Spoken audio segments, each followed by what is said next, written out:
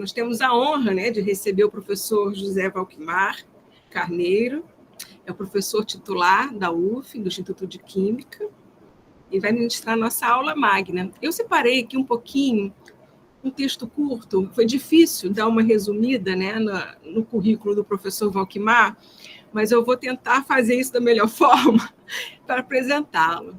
Então, o professor Valquimar Carneiro, ele é formado em Química Industrial pela Universidade Federal do Maranhão, ele tem mestrado e doutorado em Ciências na área de Química pelo Instituto Militar de Engenharia do Rio de Janeiro, e tem o estágio de doutoramento sanduíche na Universidade de Erlangen-Nürnberg, na Alemanha, e possui especialização na área de operação e gerência de produção de usinas alcooleiras. Ingressou na Universidade Federal Fluminense em 1992 e é professor titular, como eu falei, do Instituto de Química da UF. Ele ocupou os cargos de subchefe e chefe de departamento de Química Inorgânica, vice-diretor do Instituto de Química, vice-coordenador e coordenador do Programa de Pós-Graduação em Química, coordenador de pós-graduação da Pró-Reitoria de Pesquisa, Pós-Graduação e Inovação, né, da PROPI, coordenador de apoio ao ensino de graduação na Pró-Reitoria de Graduação e coordenador de desenvolvimento institucional na Pró-Reitoria de Planejamento. É bolsista do CNPq desde os anos 90, cientista do nosso estado por 4 oportunidades e coordenador da área de Química da FAPERJ de 2013 a 2018. É professor, ele é consultor das principais agências de fomento e desenvolvimento e editor do Journal of the Brazilian Chemical Society. Recentemente recebeu a medalha Walter Morse pela SBQ Rio e o Prêmio de Excelência Científica da Universidade Federal Fluminense em 2019. Então, o professor possui uma ampla, larga experiência, né, em química computacional, com ênfase em físico-química orgânica e físico-química inorgânica. O professor publicou mais de 140 artigos científicos em revistas indexadas e supervisionou diversas dissertações de mestrado e teses de doutorado. Então, fiz um breve resumo. Difícil, hein, professor? Resumir o seu currículo. Então, nós temos... o professor Carlos quer falar a palavra. Por favor, professor Carlos. Bom dia a todos, bom dia, professor Valquimar. Antes de começar a palestra, aí, né, ressaltar aqui que quando nós criamos o curso aqui, né, o Rede dos Sistemas, o professor Valquimar estava na coordenação da PROP, nos auxiliou aí muito, né, nos orientou, né, nos auxiliou demais da conta. Então, na verdade, o curso, né, foi criado, né, e a gente foi trabalhando, e hoje aqui está com a primeira turma de doutorado, e estamos convidando, né, convidou você para poder fazer essa palestra aqui também, e em agradecimento a você pelo apoio que deu naquele momento lá, né? Então, muito obrigado aí, somos muito gratos a você, e nós devemos a você também o curso aqui, ok? Muito obrigado. É verdade, o professor Valquimar participou lá do começo, né, auxiliando na criação do curso. Muito obrigada, professor. Olha como nós estamos evoluindo. Estamos fazendo um bom trabalho, hein, professor? Fizemos o dever de casa direitinho. Estou vendo. Então, vou passar a palavra para o professor Valquimar, já deixo meus agradecimentos, e para nós é sempre uma honra tê-lo aqui conosco. Ok, muito obrigado. Bom dia a todos. Obrigado a Thelma aí pela apresentação. Enfim, Thelma, isso tudo é porque eu já estou há bastante tempo nessa vida, né? Esse ano, agora em março, por sinal, enfim, no dia 5 de março, para ser mais preciso, eu fiz 32 anos de Universidade Federal Fluminense, né? Possivelmente nenhum dos presentes aqui esteja tanto tempo na UF quanto eu, né? Então, isso resulta que, muito tempo, a gente vai fazendo algumas coisinhas, umas aqui, outras ali, né? E aí termina que vai somando aí nesse histórico que você resumiu muito bem. Dizer que, para mim, é uma honra enorme, né, estar aqui com vocês. Quando eu recebi o convite da Thelma, fiquei muito surpreso. Primeiro, mas porque eu, né, enfim, né, fiquei... e, normalmente, eu diria não, né, por uma razão muito simples. Eu ando com um tempo extremamente curto, muito curto. né? Uma das coisas que eu acho que eu não coloquei lá no meu Lattes, mas, enfim, não sei se vocês sabem, eu assumi a pró-reitoria de graduação em agosto do ano passado, enfim, estou também com esse cargo agora, o que, obviamente, toma muito tempo, e até uma de lembrar, porque eu respondi para ela imediatamente, eu vou entrar de férias, né? Tirei 15 de férias, e aí o tempo ficou curto, mas eu lembrei exatamente do que o Carlos acabou de comentar. Eu lembro muito bem, quando eu estava na PROP, o ano era 2012, e a gente trabalhou, não eu, enfim, o grupo aí de vocês, eu tentei dar o apoio necessário, mas eu lembro muito bem da criação do programa. Era o Carlos, à época, com outro colega que depois saiu daqui da UF, não lembro agora o nome do colega, né? Ednilton, né? Oi? Ednilton. Isso, era com o Ednilton, que ele saiu da UF, né? Logo depois, ele foi até o primeiro coordenador, ele foi o primeiro coordenador do curso, depois saiu, mas eu lembro muito bem, e gostaria de parabenizar muito o grupo pela evolução. Esse é um processo natural, são decorridos 10 anos, né, do início do curso, o curso iniciou formalmente em 2013, esse é um processo natural, é demorado mesmo, poxa, mas 10 anos para criar o doutorado, é assim mesmo, né? As avaliações da CAPES, que antes eram bianuais, elas passaram para ser trianuais, ou trienais, e nesse meio tempo aí, enfim, pelo menos as pessoas que trabalham na gestão da pós-graduação, claramente lembram que tivemos ali no período 21, 22, também em função da pandemia, dificuldades com o processo de avaliação. As avaliações que deveriam ter ocorrido, eu não lembro se em 2020 ou 2021, foram postergadas por pelo menos um ano. E, consequentemente, também o resultado, porque, claro, né, enfim, as avaliações, o resultado é proveniente das avaliações, aí vem depois, e, claro, quem está com o objetivo de expandir um programa de mestrado para um programa de doutorado, isso tudo ficou retardado também por algum tempo. Mas, claramente, a gente percebe que é um trabalho que está sendo muito bem feito. Fico muito satisfeito que vocês tenham evoluído. Parabéns ao grupo que vem tocando o programa. Um grupo que já desde o início era um grupo que eu diria multidisciplinar, porque eu lembro na composição do corpo docente original que tinha docentes oriundos, quer dizer, é um curso que está centrado na escola de engenharia, tem como, né, enfim, locus ali a Escola de Engenharia na Praia Vermelha, mas que já desde o início incorporava docentes de várias unidades, né, com esse foco na linha de biossistema, mas com um toque muito forte nas questões ambientais, que sempre foi voltado nessa direção, né?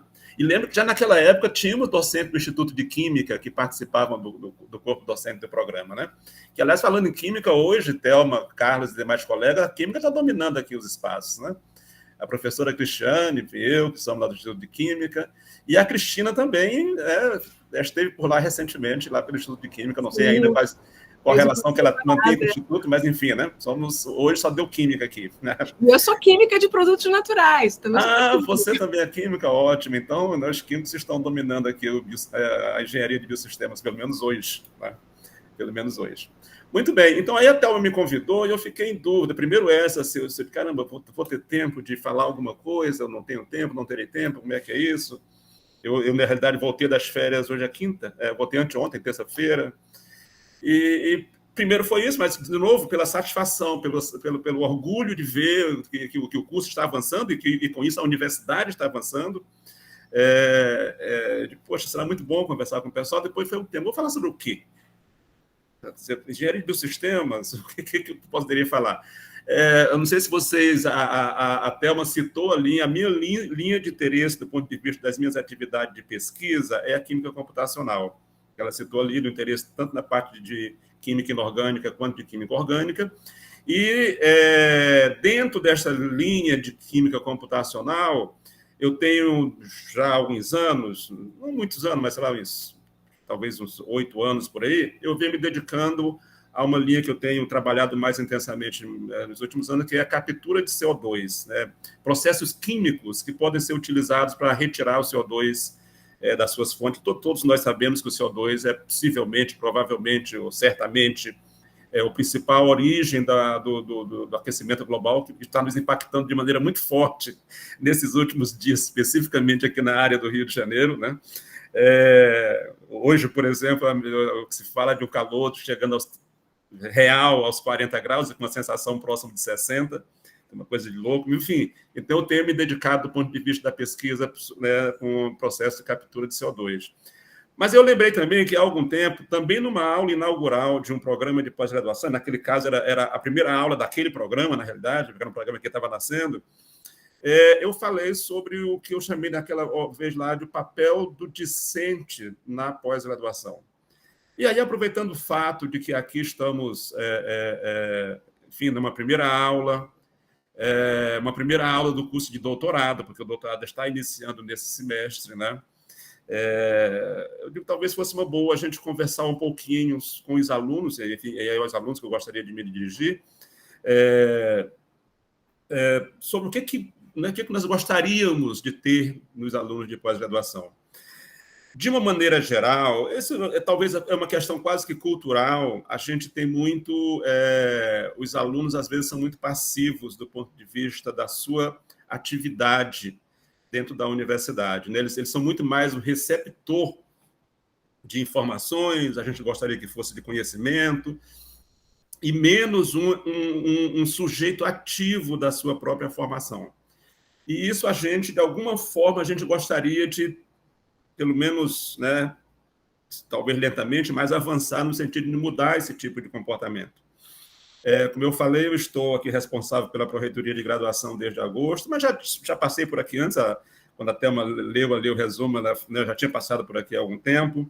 E nesse tempo, enfim, a gente tem tentado destacar esse fato. Nós temos que ter, dentro da universidade, qualquer que seja o nível da sua formação, seja na graduação, seja na pós-graduação, temos que ter o foco no aluno. O aluno é o objetivo principal. Mas não vendo este aluno simplesmente como objeto onde nós vamos lá e injetamos neste aluno algum tipo de conhecimento. Ao contrário, o aluno ele deve ser, também na graduação, mas principalmente na pós-graduação e principalmente no doutorado, ele deve ser um agente ativo da sua própria formação. Tá? Ele deve ser a pessoa que está engajado, né, ao final do seu período, enfim, quando ele finalmente defender a tese, a dissertação, a tese, ele se sentia que ele conseguiu, neste período, 2 anos no mestrado, 4 anos no doutorado, somar experiências tais que o habilitam a encarar o mercado de trabalho. Né? E aí foi por isso que, mais ou menos, eu coloquei nessa direção. Depois, quando eu estava preparando, porque nesses últimos dias, depois que eu voltei das férias, eu fui pensar em organizar alguma coisa, eu vi que ficou mais parecido, em vez de falar do papel do discente, falar do percurso do discente. Né? E, para isso, o que eu fui fazer foi ler o regimento do programa. Eu espero que eu tenha lido o regimento correto. Né? Eu espero que sim. Mas, enfim, é um regimento que eu encontrei, que fala já do mestrado e doutorado, eu acho que eu olhei o regimento adequado. E, enfim, ver o que está lá no regimento. Porque o regimento do programa é o documento que norteia o funcionamento do programa. Né?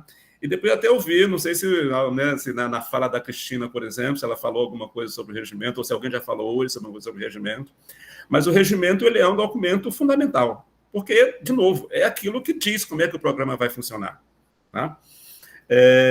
E aí eu até, não sei se vocês já fazem isso, estão pensando em fazer, mas eu estava preparando aqueles materiais e lembrando, seria muito interessante, eu acho que até tem alguns programas que fazem, se os programas organizassem de modo eletrônico, nada impresso, meio que uma cartilhazinha, né, contendo o regimento, as normas, os modelos de funcionamento, os procedimentos, o regulamento geral da pós-graduação da UF e tal, prepara aquilo e caminha aos alunos, né, solicitando que os alunos leiam com um pouco de cuidado. Se nós estivéssemos no presencial, eu ia perguntar, quem de vocês aqui já leu o regimento interno do programa, né? Para ver como é que os alunos estão antenados. Mas, de novo, né, me dirijo aos alunos. É muito importante que vocês conheçam o regimento do programa. Né? A Cristina falou aqui sobre vários prazos a serem cumpridos, e isso está tudo lá. Tá? Quando é que tem que fazer as disciplinas, quando é que ele vai pedir a apresentação do projeto, quando é que ele vai fazer a defesa, seja da qualificação, da proposta de dissertação, seja do trabalho final, está tudo estabelecido. Então, o conhecimento do regimento ele é muito importante. Aí eu fui no regimento e extraí algumas partes do regimento, e é isso que eu gostaria de conversar com vocês. Depois, vou falar um pouquinho mais sobre algumas coisas que eu acho que são importantes quando a gente olha do ponto de vista da pós-graduação. Então, vou aqui, depois de falar, né, essa introdução, vou tentar... Eu sempre me enrolo um pouco aqui com esse Google Meeting, porque ele muda toda hora, mas eu vou tentar compartilhar com vocês aqui um PowerPoint. Portanto, deixa eu clicar aqui nessa setazinha. Eu não sei se janela, nunca sei se janela ou se tela inteira, mas se for janela, eu teria que procurar aqui na minha janela. Está aqui, aí eu coloco compartilhar. E aí, o que vocês veem? Vocês veem alguma coisa? Acho que é melhor se eu colocar a tela inteira, não? Não, já entrou, professor. Só maximizar. Não, peraí, porque aí eu acho que se eu colocar a tela inteira vai ficar melhor. Deixa eu voltar aqui, peraí. Ok. Peraí.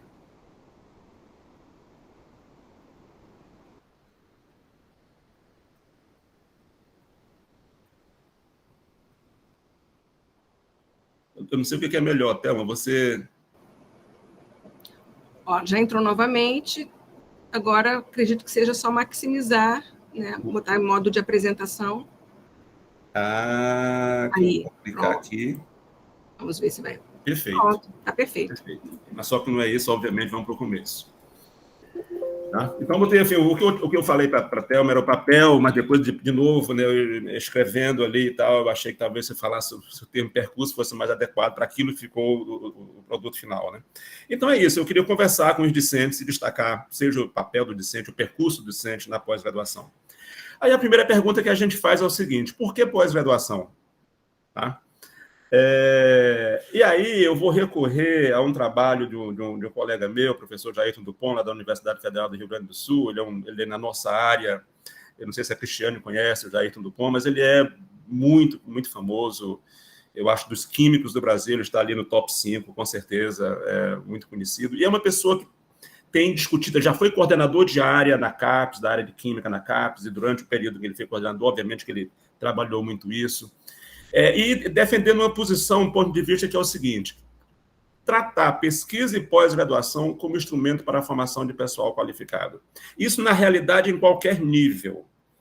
Portanto, seja na graduação, seja na pós-graduação, a gente reconhecer que pesquisa e pós-graduação é um instrumento não só adequado, como necessário para a formação de pessoal qualificado.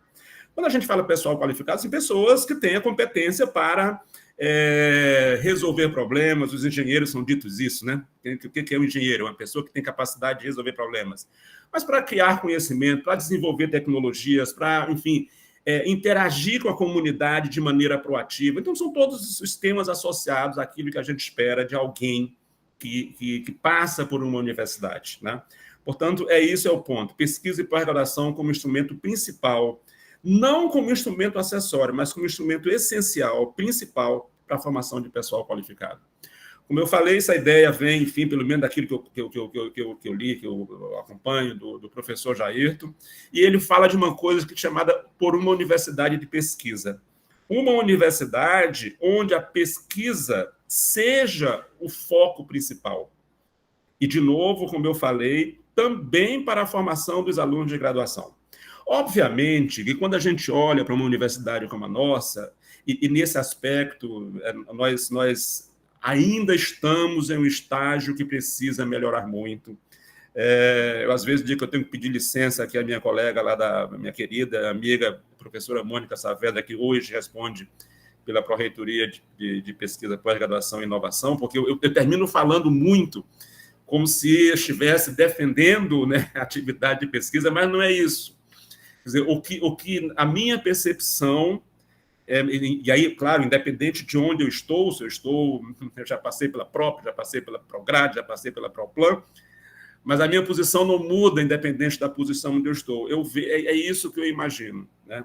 O ideal é que nós tivéssemos uma universidade, aquilo que a gente chamaria de universidade de pesquisa, que é uma universidade onde a pesquisa é o instrumento principal na formação de pessoal qualificado. Bom, normalmente, eu até olhei agora há pouco, fui né, buscar um pouquinho aqui. Nós temos no Brasil mais de 2.500, eu não sei se exatamente universidades, mas certamente instituições de ensino superior. É um número gigantesco. Tá? Essas instituições, elas não têm, né? O foco dessas instituições é o vínculo, é a relação sala de aula, professor-aluno. Então, essa primeira frase que nós estamos acostumados a viver e imaginar uma universidade a partir da sala de aula, a partir do professor. Tá? Enfim, todos nós, enfim, nós temos aqui alguns professores, sou professor, temos, né, um conjunto aqui, Carlos, Thelma, Cristiane, Cristina, enfim, vários aqui somos professores, mas se nós pararmos e pensarmos, nós, professores, somos muito conservadores. Na grande maioria, nós usamos hoje processos que são usados há alguns séculos. Às vezes, vários séculos, muitos séculos. Né? Vamos para uma sala de aula com um giz na mão e um apagador. Não necessariamente que isso seja ruim, isto pode ser bom também, mas existem alternativas, existem outros procedimentos. Tá?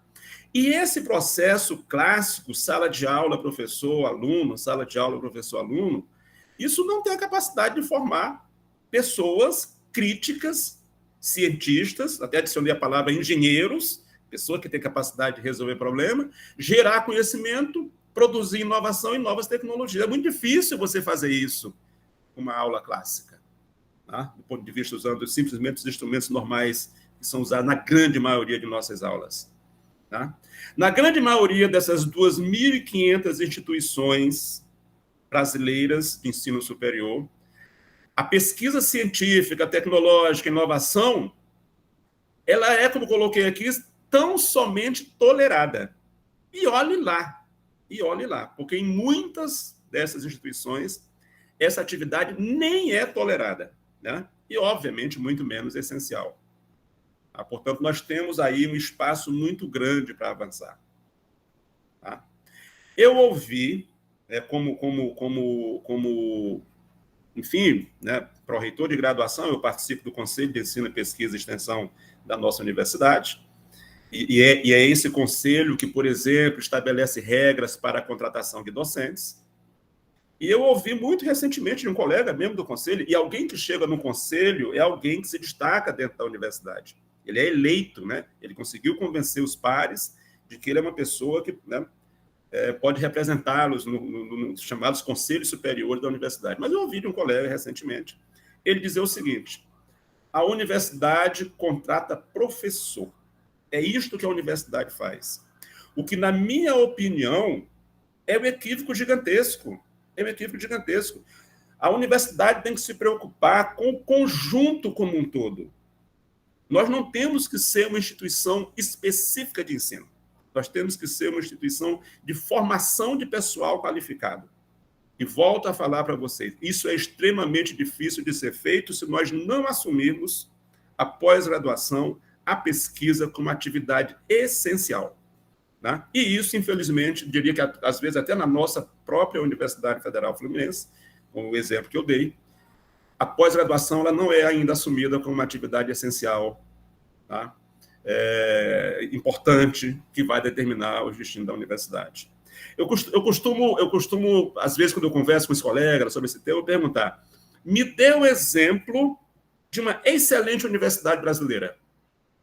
Aí a pessoa vai citar, cita uma qualquer. Tá? Eu, por exemplo, se me perguntar na minha área, eu não sei se a Cristiane vai concordar comigo, mas, enfim, nós temos as paulistas, né, as 2 estaduais, as 3, na realidade, as 3 estaduais paulistas se destacam muito. Se nós ficarmos no âmbito das federais, nós temos a UFRJ aqui do lado, nós temos, eu citaria, a UFMG, Federal do Rio Grande do Sul, são universidades federais, a minha, obviamente, se destacam. Mas o importante é, se alguém perguntar por que você acha que essa universidade é importante, por que você acha que essa universidade deve ser destacada? A resposta vem sempre associada a resultado de atividade de pesquisa. Não tenho nenhuma dúvida disso. Por que eu acho que essas estaduais paulistas são boas? Porque elas têm atividade de pesquisa que, no nosso ambiente acadêmico brasileiro, se destacam. Por que a UFRJ, em algumas áreas, não todas, mas em algumas áreas da UFRJ, da UFMG, da Federal do Rio Grande do Sul, né? Por que as instituições são reconhecidas como instituições importantes? Porque tem pós-graduação consolidada. Porque tem um conjunto de programas de pós-graduação que atingiram um nível tal que torna essas instituições reconhecidas. Nós aqui na UF, e por favor, né, de novo, né, a minha falha quase sendo do ponto de vista de defender a própria, quase que falar em nome da própria, não estou criticando a nossa pró-reitoria, mas nós na UF ainda precisamos avançar muito. Quem trabalha, quem acompanha, nós tínhamos até recentemente, até o último resultado da avaliação da CAPES, né, que saiu em 22, a gente classicamente tinha um programa Conceito 7, que é um programa de excelência máxima, né?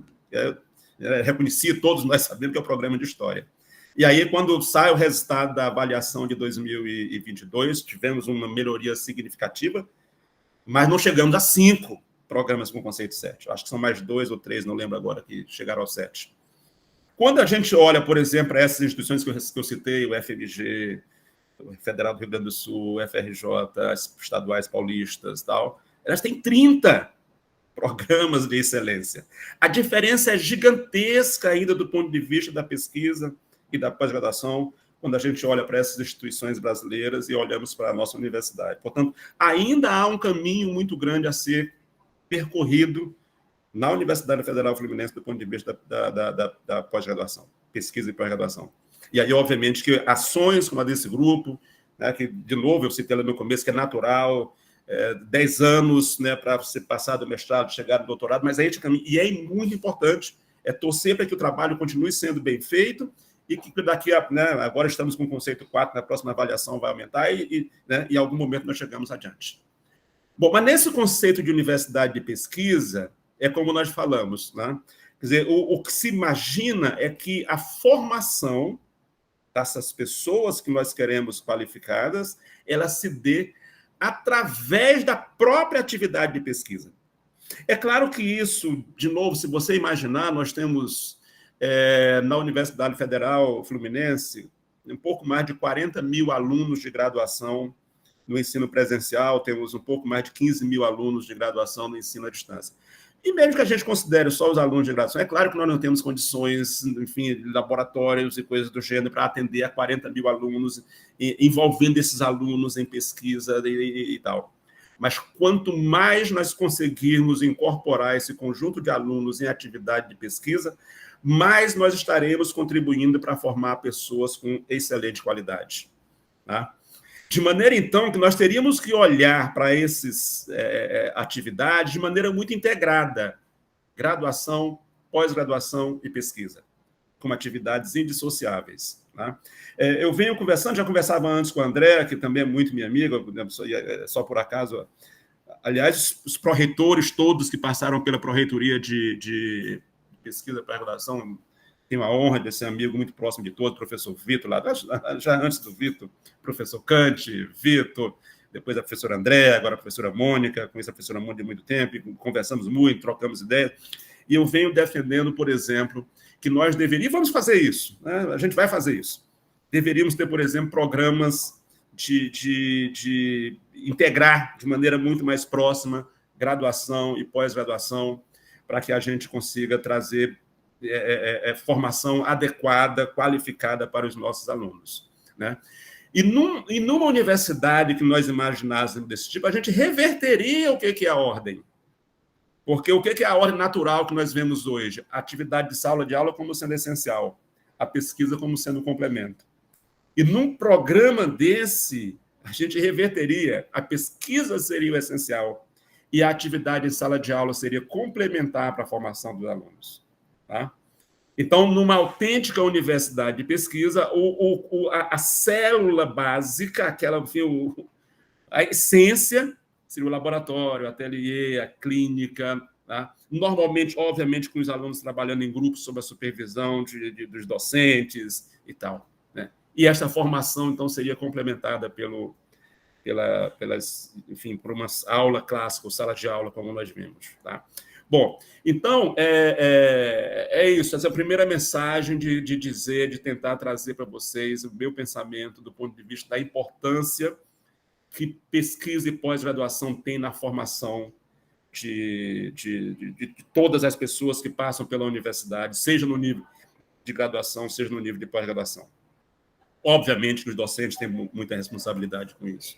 O que precisa ser feito? Obviamente que a primeira coisa, nós vivemos num país extremamente desigual, e ainda, quando nós olhamos para os números referentes, mesmo aos nossos vizinhos aqui da América do Sul, porque a gente às vezes diz, mas é porque nós somos pobres, mas hoje mesmo vindo para cá, ouvindo rádio, né, alguém lá comentando, o Brasil é, na realidade, um país muito rico.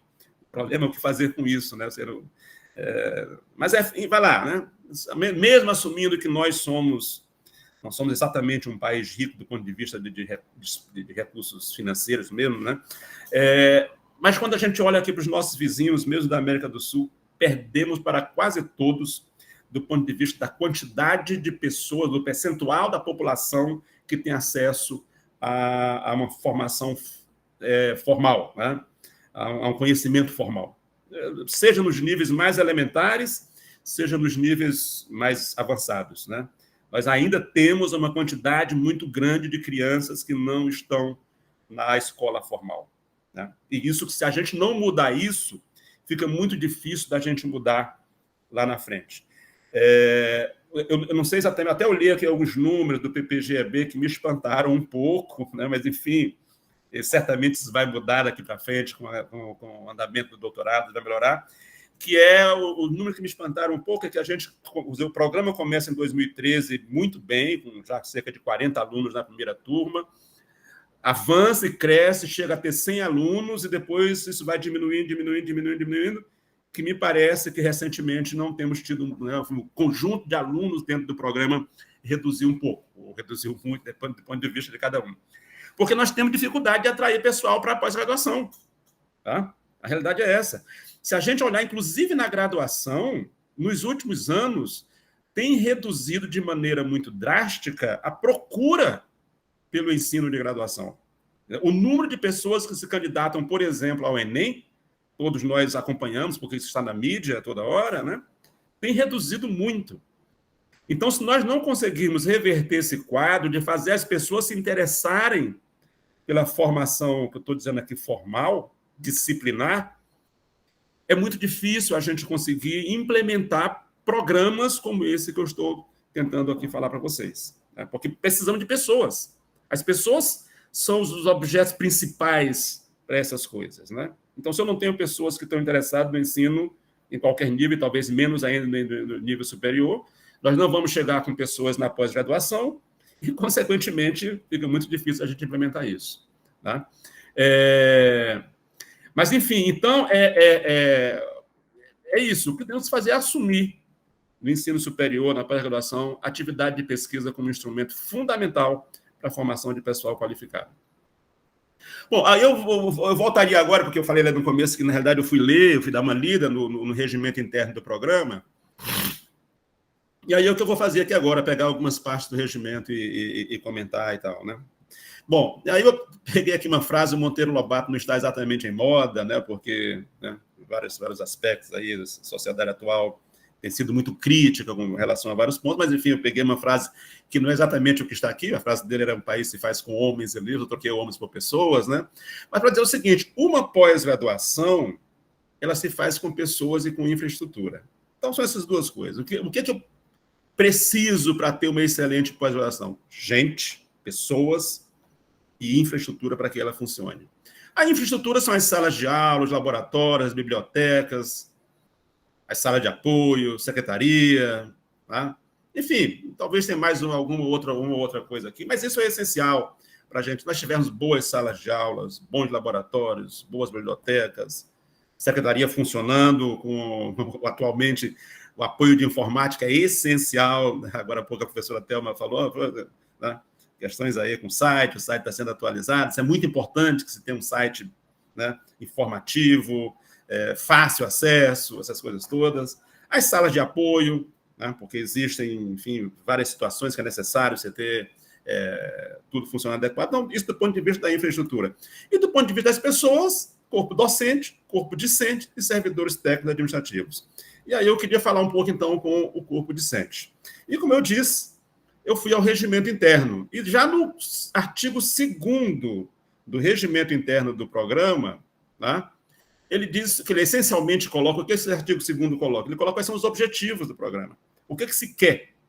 Né? Isso está lá escrito.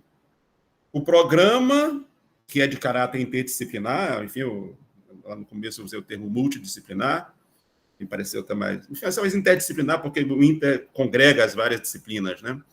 Oferece ensino orientado para a formação de recursos humanos qualificados para o desenvolvimento de atividade de pesquisa, docentes e técnicas. Então, o objetivo essencial desse programa de pós-graduação, como de resto, quase todos os programas de pós-graduação, é isso. É formar recursos humanos que tenham a capacidade de desenvolver atividade de pesquisa, docência e técnicas. É claro que, dependendo do destino final desses profissionais, ele pode se dedicar um pouco mais à pesquisa, um pouco mais à docência, um pouco mais a uma atividade técnica, mas o programa, obviamente, tem que oferecer esse conjunto todo. Né? E isso, obviamente, no caso aqui, atrelado a um título de doutor ou de mestre em engenharia de biosistemas. Mas, então, a formação das pessoas, que pessoas são essas? É o corpo discente. E esse corpo discente, eu vou destacar aqui o papel ativo que ele deve ter na gestão do programa e na sua própria formação.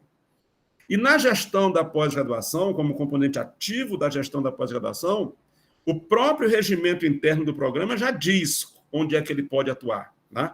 Que é no colegiado. O colegiado de um programa de pós-graduação, ele é o órgão máximo do programa, inclusive acima da própria coordenação. A coordenação é, na realidade, uma executora das decisões que são emanadas do colegiado da pós-graduação. Então, o colegiado é quem toma as decisões, né? Como está escrito no regimento, é o órgão deliberativo, né? Enfim, cuida da supervisão acadêmica administrativa do programa. Né? E neste colegiado, obrigatoriamente, tem representação discente. Portanto, eu diria que os colegas, se eu posso chamar de colegas, os alunos, enfim, nada do programa, eles, primeiro, se também está lá no regimento, esse representante é escolhido entre os pares, com mandato específico de 1 ano, que pode ser reconduzido por mais 1 ano, mas é muito importante que os alunos mantenham um programa regular de encontros para conversar sobre o programa, para discutir sobre o programa, e não só para reclamar, não. Reclamar também, porque às vezes, quando é que o aluno se manifesta em um determinado colegiado?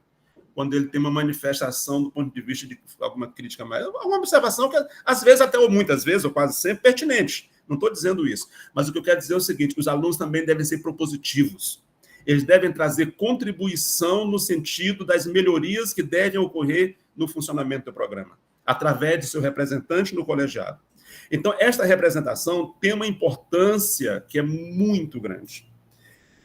Muito frequentemente, porque isso eu tenho quase certeza que este artigo especificamente ele está lá no Regulamento Geral dos Cursos de Pós-Graduação, o que significa que todos os programas de pós-graduação têm representante discente no seu colegiado, que, aliás, é mais geral ainda, eu acho que isso está no regimento interno da UF, né? Todos os colegiados da UF, independente de qual seja o colegiado, por exemplo, nos conselhos, é assim, conselhos superiores, deve ter representação discente.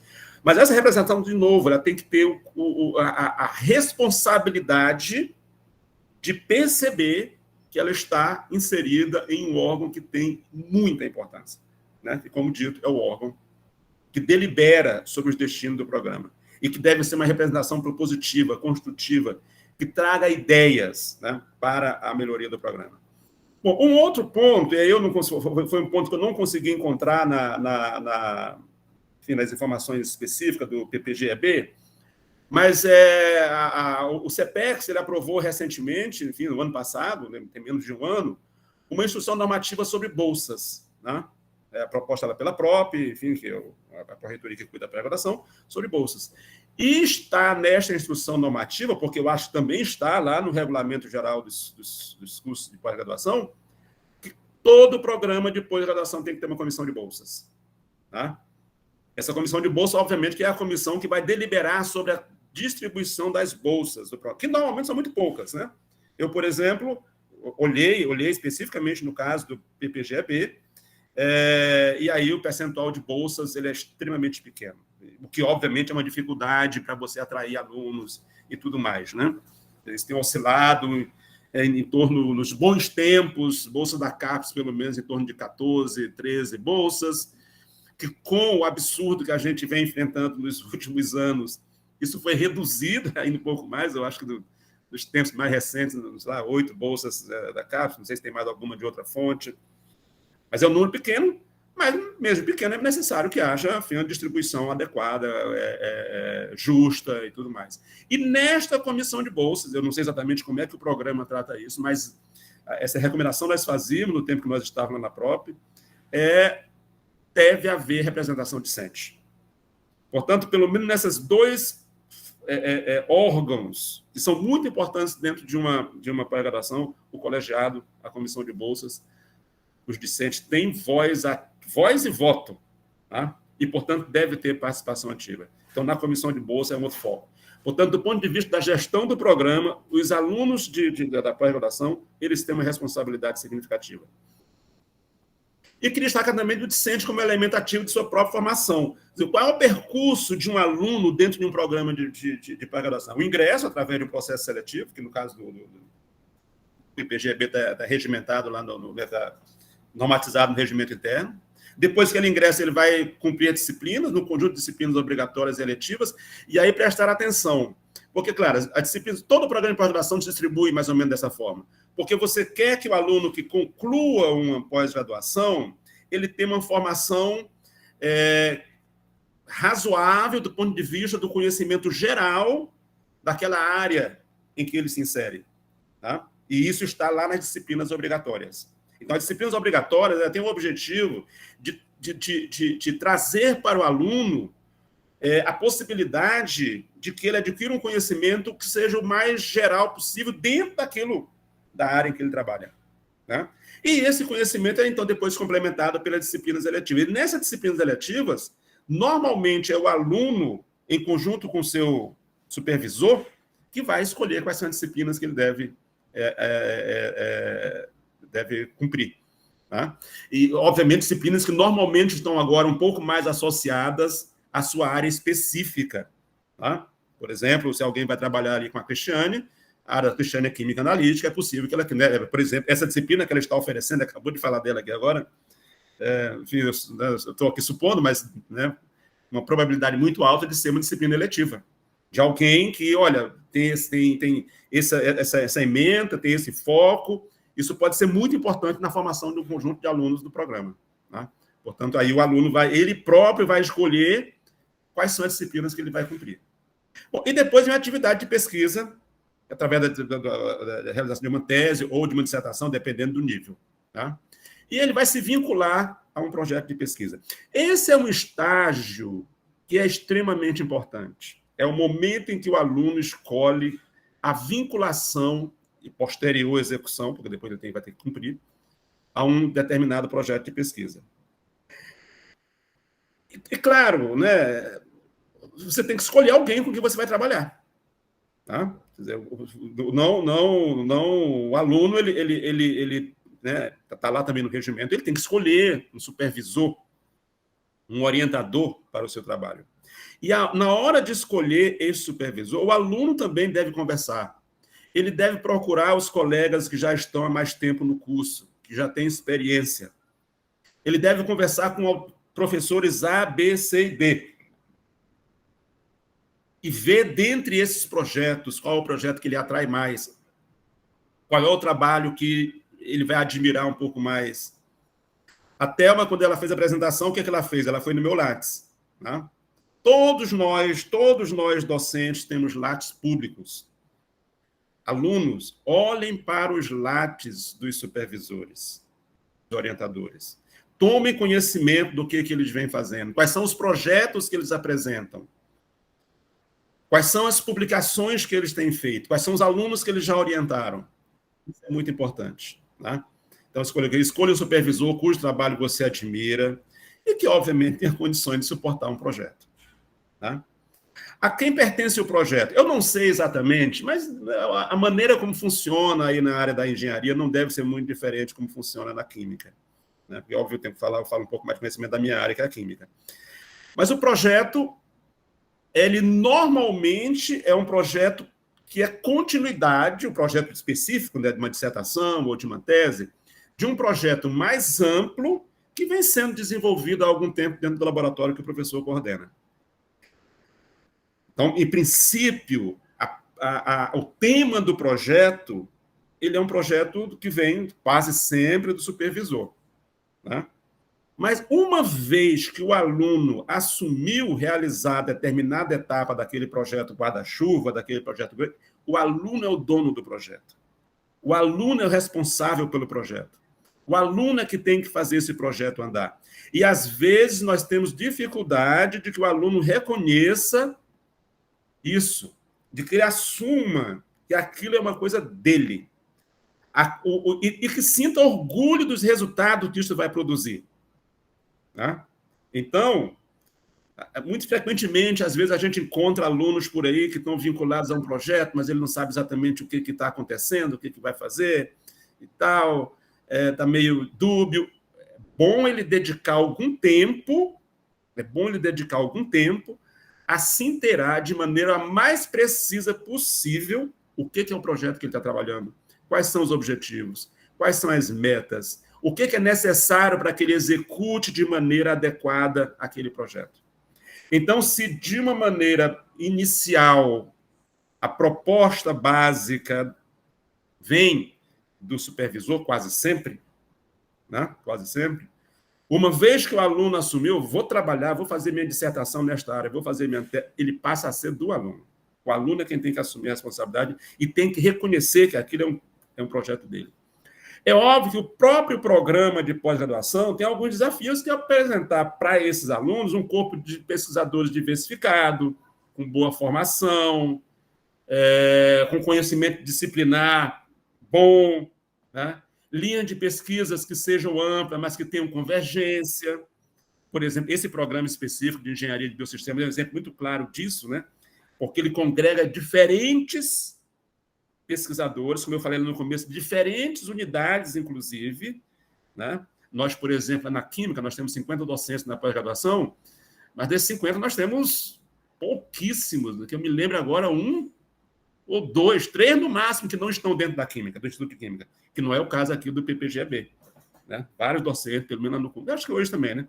Estão em outras unidades, portanto, mas que eles têm um objetivo comum. Eles convergem para um tema comum. A questão do biosistemas, a questão do meio ambiental. Né? É muito importante, às vezes não é possível, mas é importante. Eu acho até que a Cristiane, quando ela falou, ela meio que deu uma indicação nessa direção, a dupla orientação. Porque você está trabalhando, por exemplo, meu objeto de pesquisa é fazer algum trabalho específico aqui, sei lá, né? Sei lá onde, né? Mas eu preciso de uma análise química. Mas também eu não quero essa análise química só para ir lá e entregar a amostra lá para a Cristiane fazer a análise e devolver o resultado para o aluno ou para o orientador. Não é isso. É um trabalho integrado. Quer dizer, é você ter a oportunidade de conhecer, dentro daquele tema geral, conhecer mais de uma área de ação. Até porque você não sabe depois onde é que você vai chegar. Tá? E uma coisa que nós temos falado muito, que é muito importante, é a questão da flexibilização curricular. Lá no começo eu disse, olha, disciplinas, normalmente as distribuem entre disciplinas obrigatórias e disciplinas eletivas, mas a gente tem que ter... a pós-graduação, do ponto de vista da disciplina, é um pouco mais curta, né? Não são tantas disciplinas assim, na graduação é que há mais, mas eu acho que essa flexibilização da capacidade do aluno ter uma formação um pouco mais diversificada é muito importante. Tá? Bom, então, ele uma vez que ele, né, ingressou, depois vem defesa do exame de qualificação, não vou entrar em detalhes nisso aqui, o que eu queria falar aqui, não lembro mais. Uma tese de doutorado, normalmente se quer isso em todos os programas, se quer que seja resultado de um trabalho original, de uma pesquisa original, uma contribuição relevante naquela área de conhecimento. Eu até, quando vi aqui, eu não sei se é isso mesmo, Thelma e Carla, né, que se quer para o aluno de doutorado... como é que está escrito aqui? Que tem aceite, né, de um trabalho Qualis A1. Se fosse na Química, na área interdisciplinar pode ser. Se fosse na Química, só 10% dos nossos alunos conseguiriam se formar. porque o número de alunos ou de docentes, enfim, é o conjunto aí, que consegue produzir artigos com qualis A1 é extremamente pequeno. E na dissertação não precisa chegar nesse nível geral, enfim, de contribuição de maneira muito, muito importante, mas, enfim, o aluno tem que apresentar um trabalho com um mínimo de originalidade também. E também aqui, no caso do programa, tem lá os requisitos das publicações científicas. Uma questão que aparece muito frequentemente, e isso a gente vê, eu que ando aqui pela universidade, já, de novo, desses meus 32 anos, as mais diferentes posições, já tive a oportunidade de ver muitas coisas e, com uma certa frequência, uma discussão muito forte sobre quem são os autores do produto que resulta de uma tese ou dissertação. Isso é uma questão que é necessário ficar muito clara, talvez já desde o princípio do trabalho. Tá? Já vi casos, por exemplo, depende da área, isso, né? Tem áreas que têm um determinado tipo de comportamento, tem áreas que têm outro tipo de comportamento, mas, de novo, eu acho que as engenharias não estão muito longe do que a gente faz nas ciências exatas, na química, na física, é que, normalmente, supervisor e aluno, de maneira quase que igual, compartilham de maneira igual a autoria dos trabalhos, tanto da tese quanto da dissertação, e daquilo que resultar desses dois. Mas esse é um ponto importante.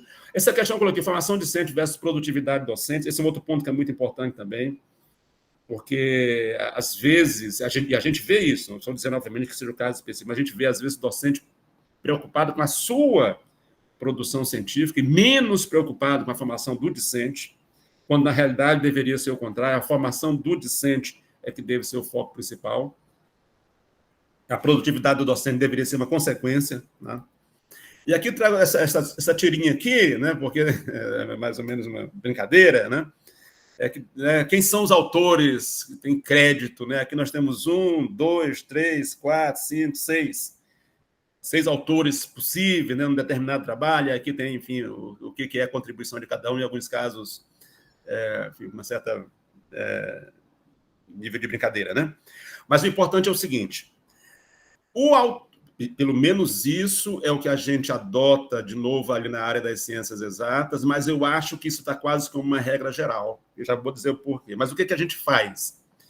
O aluno que desenvolve tese, que desenvolve a dissertação, ele normalmente é colocado como o primeiro autor. Ele é o primeiro autor do trabalho. O primeiro autor, ele representa a pessoa que fez o trabalho, que desenvolveu o trabalho. E aí, ali pelo meio, a gente tem outros contribuintes, outras pessoas que contribuem, e lá no final, como último, vem o supervisor principal. Se tiver dois supervisores, enfim, vai ter que escolher quem é que fica para o final, mas normalmente é isso. E isso tem importância. Eu vou trazer por você, não sei se todos vocês sabem, mas, por exemplo, a FAPERJ, que é o nosso órgão estadual de fomento à pesquisa, ela, para conceder bolsas de pós-doutorado, ela requer que o candidato à bolsa tenha pelo menos 2 publicações científicas como primeiro autor. Então, só para vocês terem uma ideia da importância disso, isso não é só em qualquer lugar, não. Isso depois vai ter importância. Quando a gente olha nos processos de seleção, por exemplo, para docente, os concursos e coisas do gênero, muito frequentemente a gente vê baremas onde a posição do autor no trabalho científico tem contribuição diferente do ponto de vista de pontos que é atribuído para aquele trabalho. O primeiro autor tem X pontos, o segundo autor tem Y, o terceiro autor tem tal. Portanto, esses são aspectos importantes que devem ser observados. Tá? E quem deve ser incluído na relação de autores? Muito frequentemente a gente vê... às vezes se pega um trabalho, é claro que depende muito da área, né? Se você colabora mais, colabora menos, mas às vezes tem um número grande de autores, né? São vários autores e tal, aí um autor nem conhece o outro, não sabe o que o outro fez, mas o importante você deve incluir numa relação de autores aqueles que fizeram contribuições importantes para o trabalho. E muitas vezes essas contribuições vêm só das ideias, porque é possível, né? Eu mesmo já fiz isso muitas vezes. Determinados trabalhos que tem colega que eu chamo para discutir o resultado. Ele não faz nada. Ele não faz nada. Se ele não fizesse nada, eu não chamaria. Né? O que ele traz? Ideias. O que ele traz? capacidade de contribuir de maneira diferente uma coisa que eu não sei, por exemplo, que eu desconheço, ou que eu não consigo perceber. Tá? Então, mas o certo é que os autores têm que ter contribuição no trabalho. Quase todas as revistas científicas hoje, elas estão pedindo que seja identificada a contribuição de cada um dos autores daquele trabalho. Tá? Então, quando você vai fazer a publicação, vai submeter um trabalho científico, uma determinada revista, quase sempre, não é sempre, mas quase sempre, você tem que identificar o que cada um dos autores fez. Né? Qual foi a sua contribuição. Não é para que a revista meça ou faça alguma mensuração de maior ou menor importância, não é isso. Ela só quer ter certeza que todo mundo que está sendo citado ali, está incluído como autor do trabalho, deu mesmo alguma contribuição. Tá? Aí você defendeu a tese, defendeu a dissertação, virou mestre, virou doutor em engenharia de biosistemas. Parabéns, né? Que me convidem para a festa, eu vou ficar muito feliz se vocês me convidarem lá para a festa de comemoração e tudo mais, colegas, maravilha. Mas tem algumas coisas que são muito importantes. E o conhecimento da língua pátria, português, a língua que nós usamos para nos comunicar. Isso é extremamente importante. Extremamente importante. E temos encontrado vários exemplos, já depois das pessoas formadas, já profissionais, em que as pessoas simplesmente não conseguem se expressar. Seja por forma oral, seja de forma escrita, às vezes a oral é um pouco mais difícil, por N razões, mas quando vamos para a forma escrita, com problemas muito sérios. Portanto, e isso, infelizmente, é um problema que eu acho que cada aluno tem que cuidar do seu. Cada aluno tem que se preocupar com isso. E ainda durante o tempo em que ele é aluno. Não adianta ele se preocupar com isso depois. Porque, na realidade, você pega um aluno de engenharia, por exemplo, né? Quando é que o aluno de engenharia tem a oportunidade de escrever alguma coisa em português? Muito raramente. Muito raramente. Desde que ele ingressa na universidade como aluno de graduação, ele vai fazer um relatório aqui e ali, que não é exatamente escrever um texto descritivo. Não sei se todos os cursos, mas acho que todos os cursos têm um TCC, portanto, ali no final do curso ele vai escrever um TCC, trabalho de conclusão do curso. Depois vem a dissertação, depois vem a tese. Mas no meio, ou seja, durante um período de 4, na engenharia são 5, né? De 5 mais 6, durante 11 anos, ele tem 3 oportunidades para escrever textos em português e ser cobrado por isso, né? Bom, ali no meio tem a proposta de tese, um exame de qualificação, alguma coisa do gênero, mas a realidade é que é muito pouco. E assim mesmo, não há como as próprias pós-graduações ficarem cobrando isto. Né? Isso tem que ser uma responsabilidade dos alunos. Tá? Porque a gente saber se expressar de maneira correta na nossa língua é muito importante. É muito importante. Tá? E o conhecimento das metodologias pedagógicas? Não são todos, mas uma parte muito expressiva dos alunos que concluem o curso de doutorado vão para o ensino superior. Tá? É muito comum. Mas ele aprendeu ele adquiriu algum conhecimento sobre metodologias pedagógicas onde? Onde é que foi dado a este aluno, enfim, a oportunidade para que ele tomasse conhecimento sobre metodologia alternativa de ensino, sobre várias coisas? Quase nunca também. Portanto, é o próprio aluno quem tem que ter a preocupação, né, de alguma forma, durante a sua formação, ele buscar oportunidades para que ele possa, de alguma forma, adquirir experiência. Experiência talvez não sei, mas conhecimento, né, tá, sobre o ensino em nível superior. Porque é isso que, muitas vezes, ele vai fazer depois. E que, inclusive, está no próprio regimento do programa. Você vê que o programa coloca, naquele artigo 2º, ao qual já me referi lá atrás, ele coloca como um dos objetivos o desenvolvimento de atividades, quer dizer, formação de recursos humanos qualificados para desenvolver atividade docente. Tá? Então, é isso também que você quer. Tá certo? Agora, para além disso, existe também a questão da língua científica, que quase nunca é o português. Por exemplo, na área de ciências exatas, nunca é o português.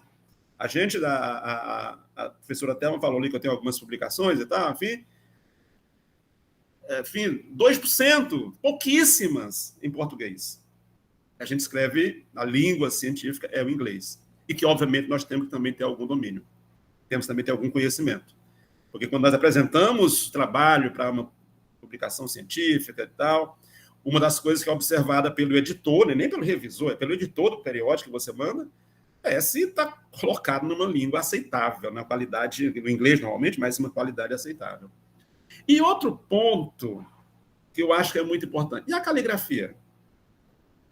Os colegas aqui que são professores, certamente, já passaram pela experiência, eu passei por isso recentemente com um aluno de pós-graduação. Eu não tive outra alternativa a não ser dizer para o aluno que ele, infelizmente, independente do conhecimento dele naquela disciplina específica que eu estava ministrando, eu não tinha outra alternativa a não ser reprová-lo na disciplina, por uma razão muito simples. Eu não conseguia ler o que ele escreveu, porque ele teve que escrever manualmente, né, provas manuais, enfim, ele não estava usando o computador para responder, era manual, e era impossível a gente entender o que ele escreveu. Eu falei com ele no final da primeira prova, eu falei com ele no final da segunda prova, e quando chegou a terceira, eu digo, olha, não tem jeito. Isto que você, esse rascunho que você faz, ele não é compreensível. Não tem como eu avaliar se isso tem ou não tem qualidade, porque eu não consigo ler. Tá?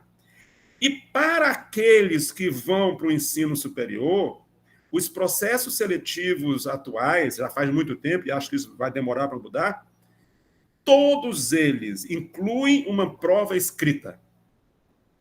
Qual é a primeira etapa de um concurso para ingresso numa instituição de nível superior? É uma prova escrita. Uma prova escrita que você vai competir com mais 50 candidatos para 2 vagas. Né? A banca está ali com tempo limitado para avaliar. Aí você tem bom conhecimento naquele tema, você vai escrever 10 páginas, né? 15 páginas sobre o tema. E isso vai fazer você e vai fazer os seus colegas, os outros 19 que também estão na prova. Aí a banca pega o texto e não consegue entender do ponto de vista da caligrafia. Demora alguns minutos para entender cada palavra que está escrita. É claro que esse candidato vai entrar em desvantagem.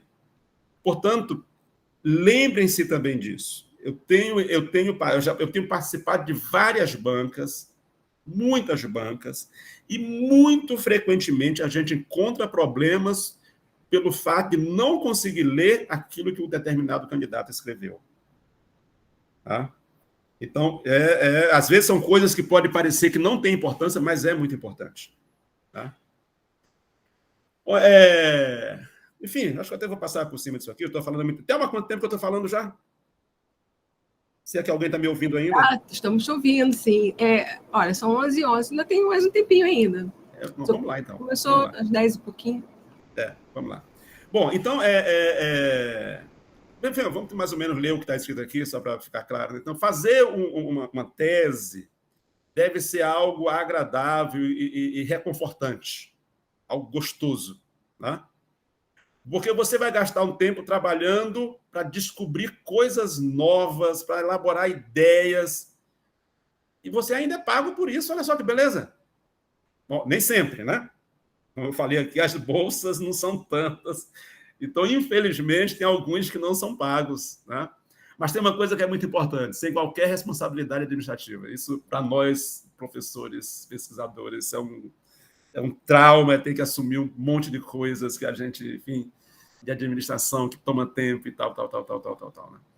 Então, aquelas pessoas que se decidem por seguir uma carreira científica, fazem isso, né? Porque tem prazer, porque gostam.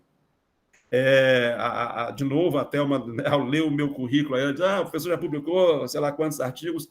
Olha, vocês podem não acreditar, mas cada vez que a gente submete um artigo para uma revista, mesmo já tendo feito isso mais de uma centena de vezes, cada vez que eu submeto um artigo para uma revista científica, que depois de um certo processo que vai e volta, mas uma hora chega uma resposta dizendo, o seu artigo foi aceito, dá uma felicidade, dá uma satisfação de você de sentir que o seu trabalho foi reconhecido por pessoas que você não tem a menor ideia de quem são, que estão num ambiente completamente diferente do seu, mas é uma felicidade enorme.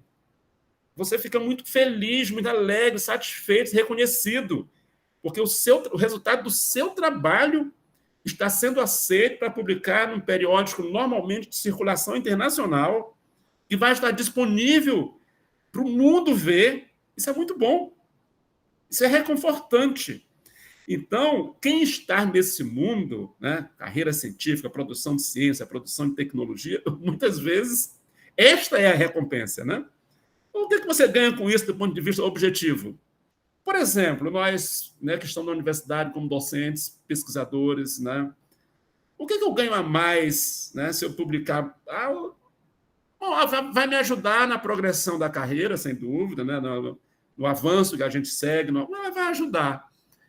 Mas talvez não precisasse nem fazer tanto. Né? Se eu fizesse um pouquinho menos, talvez já fosse suficiente. Mas não, o bom, o gostoso, é esta sensação de que você está fazendo uma coisa que é reconhecida pelos seus pares. Né? Isso eu não sei se os colegas compartilham esse sentimento, mas para mim, pelo menos, é isso.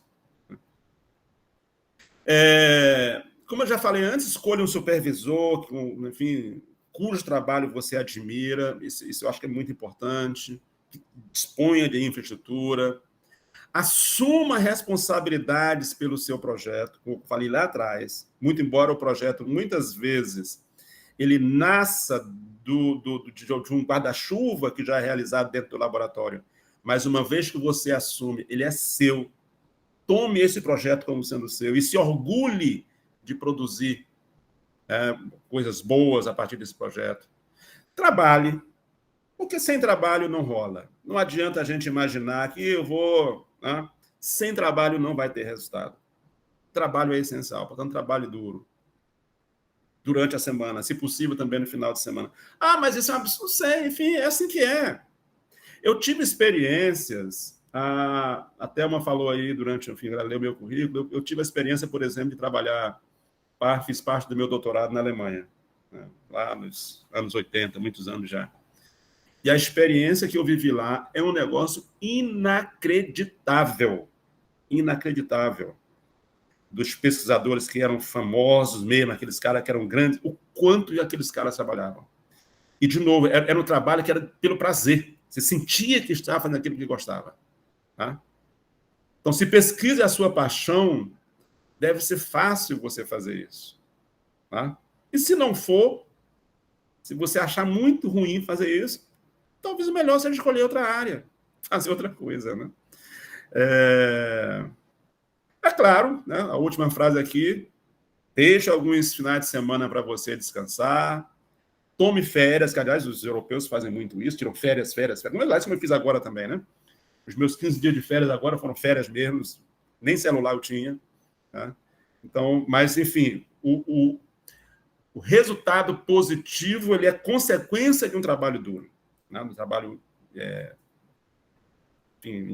permanente. Leia. Eu diria que nós lemos muito pouco.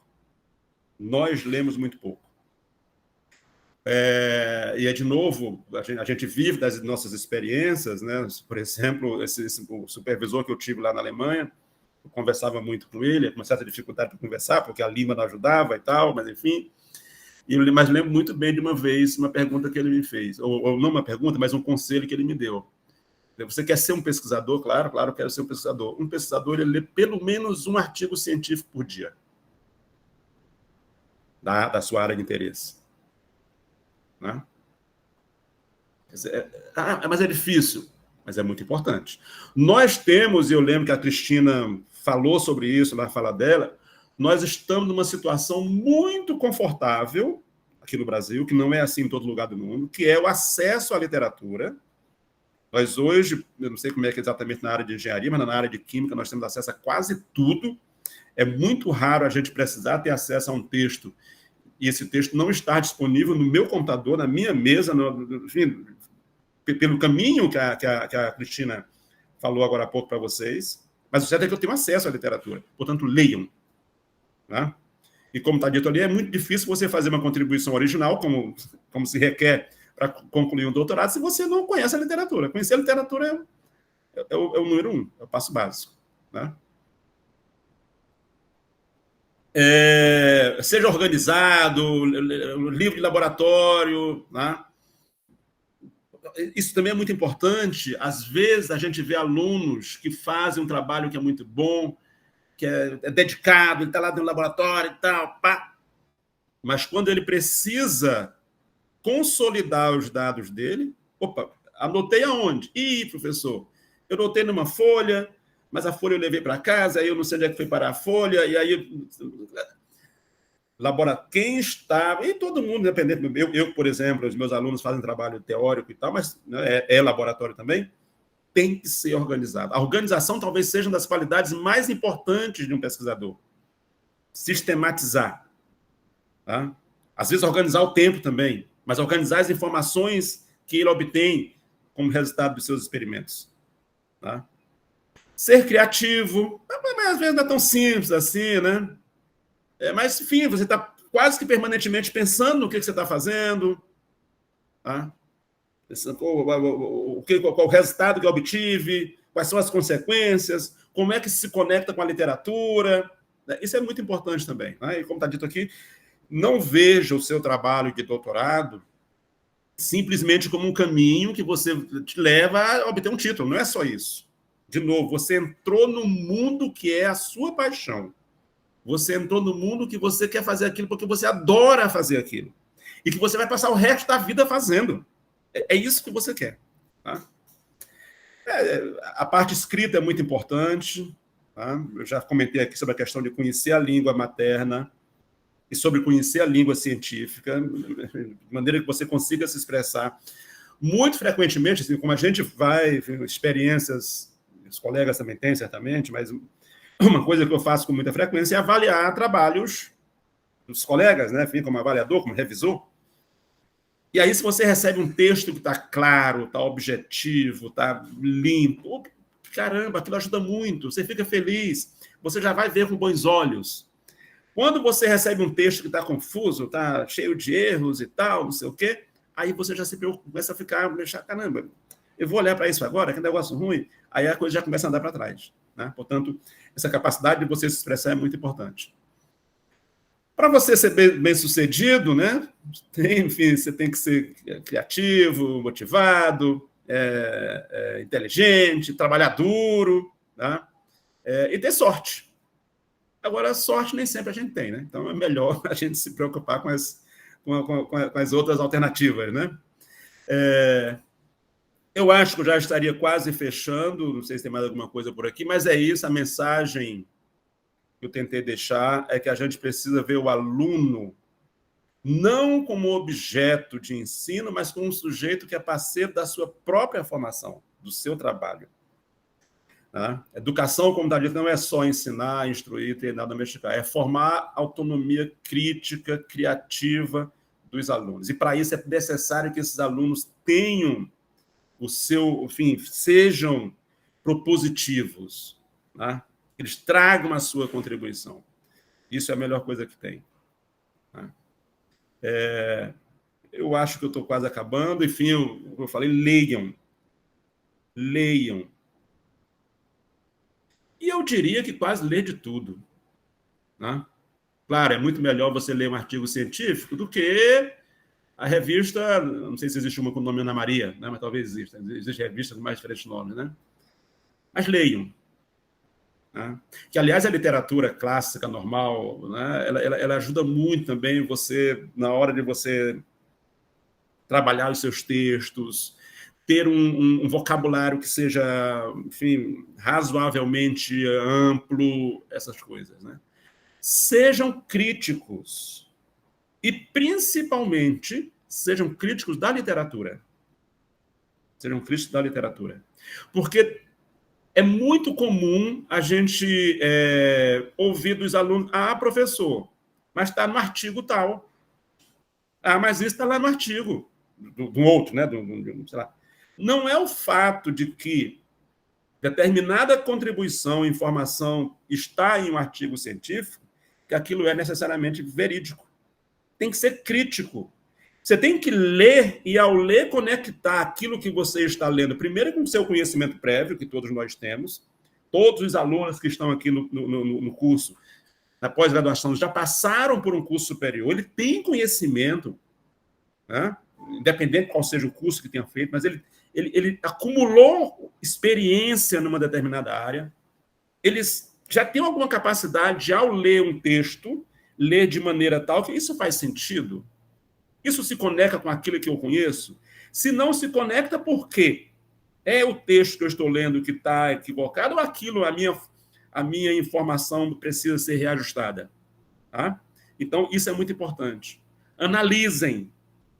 Às vezes o aluno... Eu tenho, por exemplo, um aluno, ele foi meu aluno de mestrado, hoje é aluno de doutorado, mas nem aqui na Fluminense, é fora daqui, mas ele é um cara que trabalha feito de desesperado. Trabalha muito. E, obviamente, acumula uma grande quantidade de informação. E ele simplesmente não tem capacidade de analisar aquilo. Talvez tivesse que usar ali as técnicas que a Cristiane falou, da quimiometria, né? Para ver se ele consegue extrair alguma coisa de útil daquilo que enorme quantidade de dados que ele consegue catalogar. Né? Eu tenho falado para Rafael, é menos importante você ter essa quantidade toda de dados do que o que você faz com eles. Isso é que interessa. O que você vai fazer com esse conjunto gigantesco de dados que você tem? Isso é muito importante, porque senão não adianta nada. Você ter 20, 30, 40 tabelas de dados e você não saber sintetizar isso, analisar e extrair uma síntese, isso, né, tem pouca importância. E, obviamente, que escrevam. Eu acabei de comentar também o fato de que nós temos pouquíssimas oportunidades de escrever. Os nossos alunos chegam ao final da sua formação no doutorado com pouquíssimas oportunidades de escrever textos um pouco mais longos, né? Um pouco mais extensos. Portanto, aproveitem todas as oportunidades que vocês tiverem para escrever. E muitas vezes eu digo o seguinte: escrevam e peçam para um colega seu ler. Ler com uma visão crítica, para ver se você está sendo objetivo, se você está conseguindo transmitir a ideia que você quer transmitir. Mas esse exercício é muito importante. A gente ouve muito frequentemente... né? Eu ouvi isso na terça-feira passada, lá de um professor da física, né? Não, era da física ou da matemática? Era da física. Ele diz, não, porque os meus alunos adoram ver vídeo sobre um determinado tema lá, né? No caso lá, nos operadores específicos e tal. Os alunos adoram ver os vídeos, mas não exercitam. Se você não exercitar, não adianta. Só você tem que exercitar. A sua capacidade de se expressar é resultado também do exercício que você faz para isso. Né? E um ponto que eu não toquei ainda, mas vou entrar agora um pouquinho mais para fechar, é o comportamento cientificamente ético. Isso é cada vez muito importante. Cada vez mais, muito. Adote um comportamento ético. Pessoal também, por que não? Né? Mas estamos falando aqui de ciência, do ponto de vista científico, isso é essencial. Né? Vou trazer aqui alguns exemplos para vocês. Então, sobre o tema ética e integridade na pesquisa científica, um tema que não pode nunca ser esquecido. Isso é como eu diria, infelizmente, talvez o exemplo não seja dos melhores, mas quase que todos nós, quando saímos à rua hoje, ou mesmo quando estamos em casa, nós estamos sempre preocupados na questão que é a segurança. Né? Todo dia a gente vê os exemplos mais absurdos do que acontece do ponto de vista de segurança das pessoas, né? Nos diferentes ambientes. Então, a gente sai e a gente está sempre antenado, olhando para o lado, preocupado um pouco, estou num ambiente que é minimamente seguro. Então, isso tem que ser uma coisa permanente. Permanente. A mesma coisa que uma ética científica. Você tem que estar permanentemente pensando nisso. Preocupado com o que eu estou fazendo obedece os critérios, as regras, os princípios da ética científica. Obviamente que eu não vou entrar em muitos detalhes, porque isso é um seminário específico. Mas, por exemplo, trago aqui para vocês um exemplo do que se chama de retração. Tá? É um trabalho científico que é publicado, e depois de algum tempo se percebe que houve algum problema do ponto de vista da ética associada àquele trabalho. E, por exemplo, eu trago aqui para vocês só um exemplo, mas tem vários, nós temos inclusive brasileiros. Não é incomum a gente ouvir falar disso. O trabalho foi retirado. E isso fica na revista, não é só retirado e... Não, está lá, no lugar dele, do que era o seu trabalho original, fica a explicação do que aconteceu com ele. Aqui, por exemplo, essa galera, são indianos, enfim, eu acho que eu não corro nenhum risco de estar trazendo um exemplo de alguém que... Pô, o cara falou do meu trabalho, espero que não, né? Mas, enfim, eu também, enfim, não estou inventando nada, é público, né? É público. Eu, sinceramente, se fosse comigo, acontecesse uma coisa dessa comigo, acabou. Entendeu? Não faz mais sentido eu continuar nesse ambiente, né? Como é que eu, né, da mesma forma que eu fico feliz, né, alegre e tal, festejo, consegui publicar, e 1 ano, 2 anos depois, a minha publicação foi retirada, e no lugar ficou a observação de que eu cometi algum erro deliberado sobre aquilo. Isso seria a pior coisa que pode acontecer na carreira de um cientista, de um pesquisador. Aqui um outro exemplo, existem vários exemplos, eu falei, existe também esses aqui, nem sei de onde são, mas os nomes também não são nomes muito próximos da gente, né? Mas, de novo, acontece com brasileiros, né? Nós também, enfim, não tem nenhum exemplo aqui. Algumas das agências de fomento já trazem recomendações específicas, o CNPq, por exemplo, tem documentos específicos, a Comissão de Integridade na Atividade Científica. Nós, aqui na UF, nós temos várias comissões sobre ética em pesquisa, porque existe a questão do uso de seres de animais, existe a questão do mundo das ciências sociais. Então, e para isso existem grupos específicos. Nós temos aqui, normalmente coordenado pela própria, mas temos as nossas comissões de ética científica e tal, né? A FAPESP, por exemplo, ela tem trabalhado muito nisso e tem códigos específicos, chamadas boas práticas científicas, né? E aí, por exemplo, a FAPESP ela condiciona a bolsa, por exemplo, aliás, até para as próprias instituições. Se a instituição em si ela não obedece a alguns princípios básicos, nem adianta você se candidatar aos financiamentos. Enfim, eu não vou entrar nos detalhes disso aqui. Que tipo de coisa que é mais comum? Fabricação de resultados, ou seja, são resultados que não existem, que você inventa. A falsificação, ou seja, os resultados não são bons e às vezes você dá um jeito de ajustar aqui e ali. E o plágio. O plágio talvez seja o mais comum, digamos assim. E que hoje é muito difícil de você detectar. Existem, quando a maioria das revistas, elas já possuem algum tipo de inteligência ali que é capaz de detectar plágio, né? Você manda um artigo científico, ela corre aquele artigo para tentar identificar se há alguma questão associada ao plágio ou não.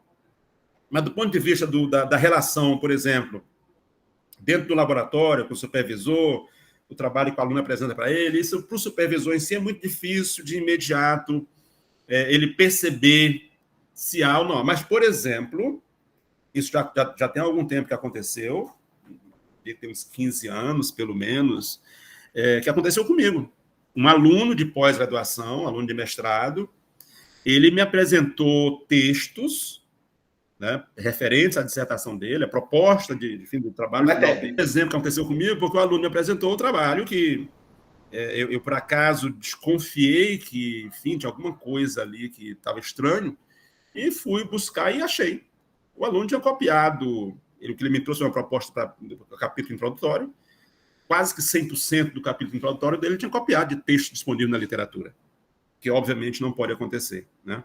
E que, obviamente, esse aluno especificamente, eu já vinha conversando com ele, tinha falado muito com ele sobre isso, eu não tive outra alternativa a não ser recomendar ao colegiado do programa que ele fosse desligado, né? Porque não tinha outra opção.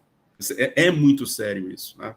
Portanto, esse é um ponto, como eu falei, que temos que observar sempre. Tem que fazer educação. Eu acho que os programas têm que estar também permanentemente falando sobre isso. A prevenção, no sentido de que, às vezes, há a possibilidade de você identificar, né? Mas não é simples também. investigar e aplicar as sanções justas e rigorosas. Alguns coloquei aqui, eu acho que é o meu último slide, não, é o último. Eu coloquei alguns desafios para a engenharia de biosistema, mas não é só para a engenharia, esses desafios são desafios gerais, mas cai muito bem dentro do programa de engenharia de sistema, né? Água, eu acho que esse é um problema que nós vamos ter que enfrentar muito em breve, é disponibilidade de água para abastecer as grandes populações. Vocês imaginem a ocorrência de algum evento nos reservatórios que abastecem essas grandes cidades, enfim, nossas aqui ou de qualquer lugar do mundo. Que loucura que seria, né? Que loucura que seria se você, de repente, perceber que você não pode dispor de água por um período razoável para abastecer, né, alguns milhares de pessoas. A questão da energia, hoje, né, talvez seja um dos principais problemas que se tem. Alimentos. Alguém falou aí na quantidade de pessoas, acho que foi a Cristiane, 9 bilhões de pessoas no planeta Terra para ser alimentado. Tá? Isso não é um processo simples. O meio ambiente, que é um próprio tema central aqui no programa de engenharia de biosistemas. Transporte, não sei se é muito importante, mas eu penso em importância. Saúde, obviamente. A ciência tem contribuído muito para o aumento da expectativa de vida das populações. Hoje, não é incomum você ver pessoas com 80 anos ainda com uma vida razoavelmente, né, enfim, uma saúde razoável, e isso é resultado de trabalho científico. Né? Porque se você pegar em tempos bem recentes, isso era muito difícil você chegar lá. Né? E são desafios que nós, cientistas, temos que enfrentar, mas que para o programa de engenharia de biosistema cai muito bem.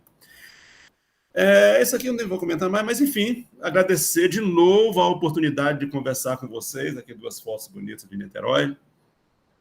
Não sei se me alonguei demais. O que eu tentei trazer de maneira muito geral, como eu falei, me dirigi principalmente aos discentes, ideias, coisas que eu acho que são importantes a gente considerar numa pós-graduação. Tá certo? Então, muito obrigado. Não sei se a gente tem uma sessão de perguntas, coisas do Muito obrigada, professor. Desculpa de novo se me alonguei. Eu normalmente falo muito mesmo, né? Não, mas foram pontos assim essenciais, são alertas, na verdade, né?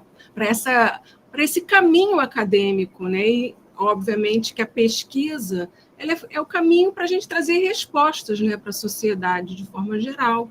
Então, as pesquisas, muitas vezes, as propostas de pesquisa, elas surgem justamente dessa necessidade de darmos respostas, né? Para o ambiente, para a sociedade. E a gente tem sempre que pensar em como a gente vai fazer a inserção, eu venho batendo muito nessa tecla, a inserção social dessas propostas científicas, né? Como é que a gente vai trazer isso como uma resposta para a sociedade, atendendo uma demanda importante, como que isso vai ser capilarizado dentro da sociedade. Até uma desculpa se eu te interrompo, eu estava lá no meu, porque ali tem mais um monte de slides ali que eu deixei para trás, mas tinha alguns que é um ponto que eu venho falando com uma certa frequência, que é isso. Qual é o papel social da universidade? E tenho debatido um pouco isso, porque isso é extremamente importante. A universidade, ela não é um órgão que se fecha em si só. Ela está inserida dentro de uma sociedade e ela tem que dar respostas para esta sociedade. Portanto, a nossa responsabilidade com a sociedade ela é gigantesca. Por si só, independente, ou mais ainda, dos tempos atuais que nós vivemos, em que especificamente há uma negação muito forte com relação ao nosso trabalho, né? com a nossa atividade. Eu fechei dizendo que se hoje nós conseguimos viver 80 anos com uma saúde razoável, quase todos nós, é resultado de trabalho científico. Isso é contribuição da ciência desenvolvida dentro das universidades. Mas isso não é uma informação que esteja na cabeça das pessoas, por exemplo. Tá? Então, mas nós temos a responsabilidade que é muito forte, é muito grande, né, com a sociedade. Isso é importante a gente destacar também. E, além disso, né, principalmente o PGEB, aliás, todos os cursos de pós-graduação, né, com a agenda, né, do desenvolvimento sustentável, os objetivos do desenvolvimento sustentável. A gente não pode deixar de pensar tanto na inserção social das nossas propostas científicas, quanto em relação aos objetivos do desenvolvimento sustentável. Afinal, o nosso planeta está doente e a gente precisa dar respostas urgentes a essas questões. Sem dúvida. Eu vou passar a palavra para a professora Cristiane. Levantou a mão. Cristiane. Acho que ela não está nos ouvindo.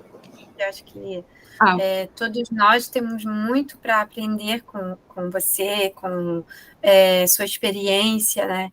E sua experiência docente. E uma coisa que queria complementar de um acidente que aconteceu, enfim, o que ocorreu numa outra universidade que não é na UF, né? Mas só complementando o que o senhor falou, sobre a questão do plágio, né? Que a gente vem enfrentando algumas dificuldades também com os mecanismos, vamos dizer, da inteligência artificial, então chat GPT, etc., que passam, né? Que não são reconhecidos no plágio, por exemplo, passam direto.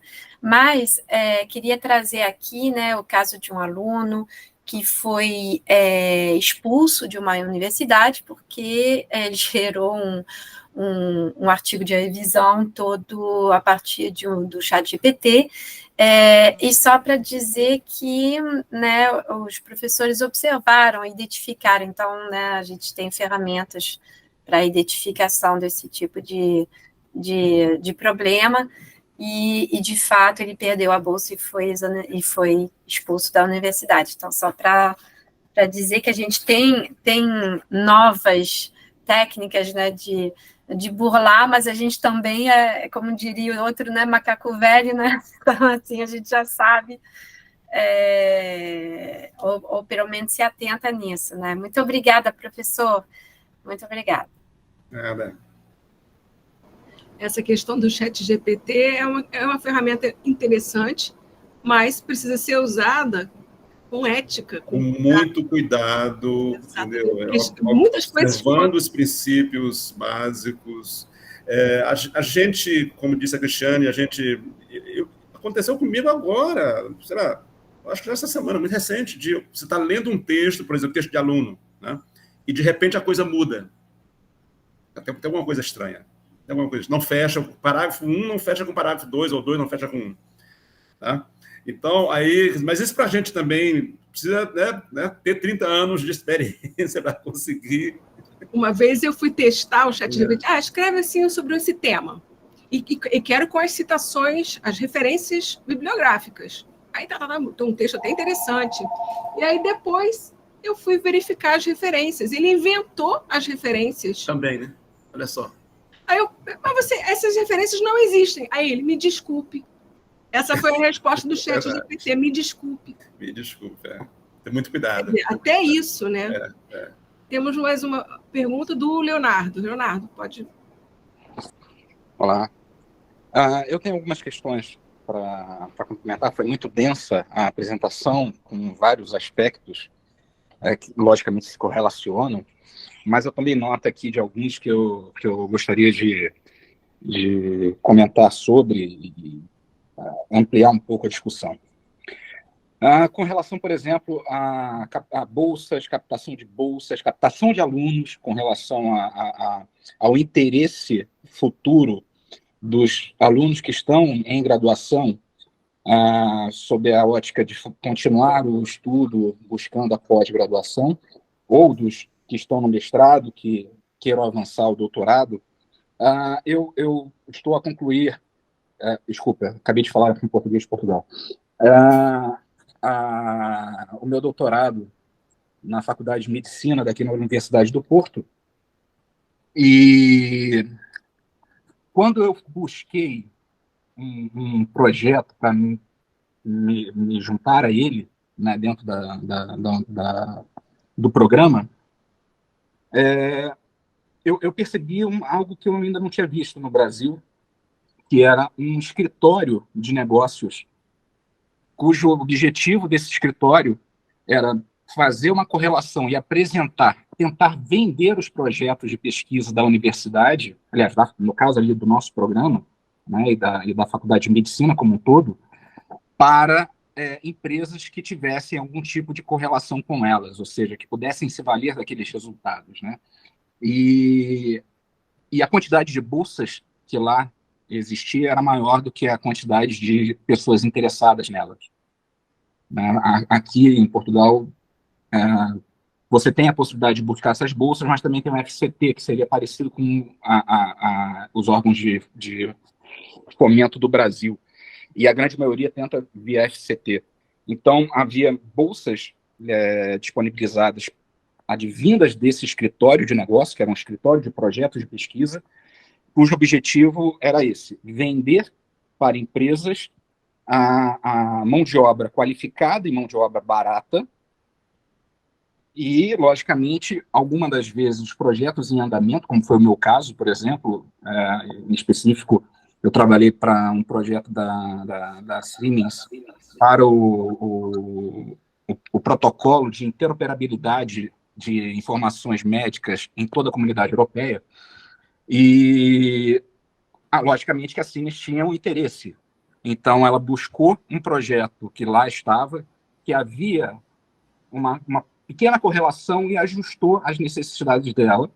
E esse projeto ele já está há 4 anos sendo trabalhado pela Siemens junto à Faculdade de Medicina. A Universidade Federal Fluminense, ou as universidades no Brasil, elas têm esse tipo de escritório, tem essa iniciativa? Algumas possuem, Ricardo, acho que é Ricardo. Leonardo. Algumas possuem, outras não. Nós, aqui na Universidade Federal Fluminense, talvez em alguns, não sei, talvez até o...